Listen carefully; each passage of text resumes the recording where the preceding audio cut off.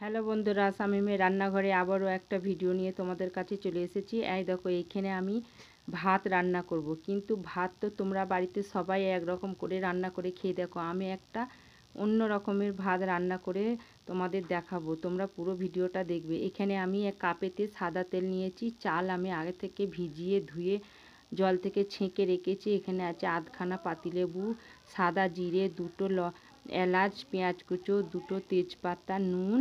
আর এখানে আমি আগে থেকে গ্যাস জেলে হাঁড়ি বসে দিয়েছি। এবার আমি এখানে সাদা তেলটা আমি দেবো। সাদা তেলটা দেওয়ার পর আমি এখানে এবার পেঁয়াজ কুচোগুলো দেবো। দেওয়ার পরে আমি তেজপাতা দেবো। তেজপাতা দেওয়ার পরে আমি সাদা জিরেটা দেবো। ভালো করে আমার ওইগুলো ভেজে নেবো। আমি ভালো করে ভেজে নিয়ে আমি একটু নাড়াচাড়া করে নেব।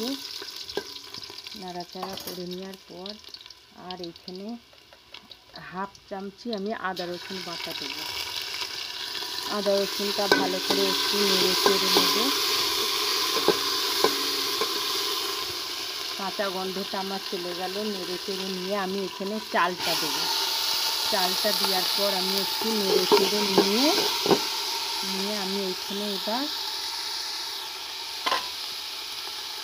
জল দেবো। জল দিয়ে তোমাদের এবার দেখেন আমার চালটা ভালো করে কষানো হয়ে গেছে। আমি এবার এখানে জল দেবো, নুন দেবো, আর আগে থেকে পিষে রাখা লেবুর রস দেবো। আর আমি গরম মশলাগুলো ফাটিয়ে দেবো। তারপরে ভাতটা হয়ে গেলে তোমাদের আমি দেখাবো নামিয়ে। এই দেখো বন্ধুরা, আমার ভাতটা হয়ে গেছে।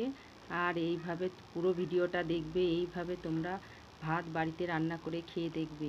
আর কেমন হয়েছে কমেন্ট করে লিখে বলবে।